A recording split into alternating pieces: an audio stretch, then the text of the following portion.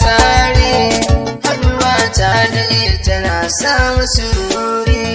Kai wata kwalliya da tairan da na ganta, lamarin sai da ya saka ni na gigita. Nai nazari ta yanda zan fuskance ta, sai da ta sanya zuciya ta ji mauta. Tun daga nan na yarda na kamu da santa, na rasa yanda zan yi in fuskance ta.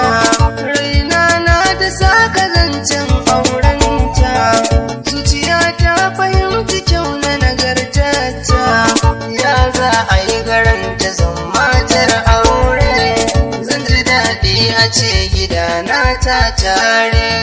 Haka nan rabbana yake yin ikonsa, to ashe haka ita maran telarsa. Jirgi ɗaya mun shigo ga mu cikinsa, alkawari na so ciki mun yau zurfi.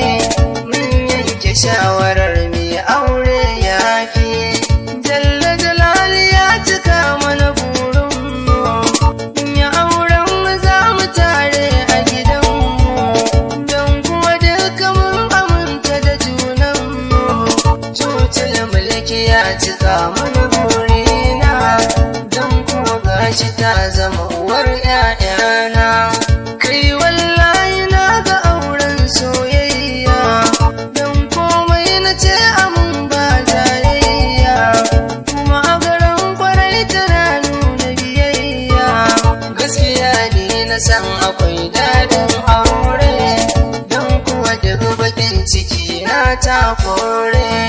Samsam ba mu ci zugunawa junanmu, in wasa ya tashi zami wasanmu, duk domin mu kyautatawa junanmu. Azama na da ita babu batun raini, hidima ba ta yin gazawa a gare ni. Fatin rai ba ta so ya ziyarce ni, in ta ganai fushi ta dan rarrashe ni. Burinta ta ganni na samu sukuni, ta yi daban da sauran 'ya'ya mata, don kuma ko da yaushe ba ta kyamata.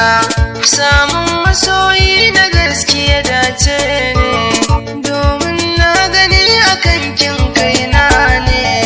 Da haka kowa ya samu kun gane, lallai da ba batun mutuwar aure, rayuwa ingantacciya da ta dore.